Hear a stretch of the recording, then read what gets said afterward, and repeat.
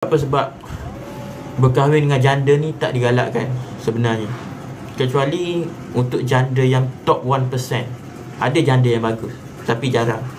So sebab tu kita increase value kita sebagai seorang lelaki, supaya kita tak perlu settle down kepada single mom, sebab kita tak boleh kahwin dengan single mom.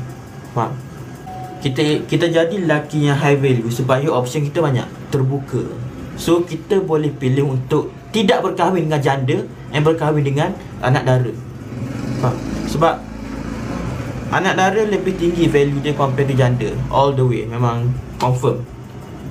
So kenapa nak kahwin dengan janda? Why? Single mother, janda, anak 3 tu, dalam hidup dia dah banyak taik yang ex-husband dia buat. Faham? Ex-husband dia buat taik banyak dekat hidup dia. Dalam hidup dia, dia banyak trauma, dia banyak taik. Bila kau jemput janda ni masuk dalam kau punya rumah, dia akan masuk sekali dengan taik-taik masa silam dia. Dia dah trauma, guys. Dia keras. Kita nak didik dia pun susah, dia pun tak nak dengar cakap kita. Keras. So kenapa nak kahwin dengan janda? Why? Pilih orang lain.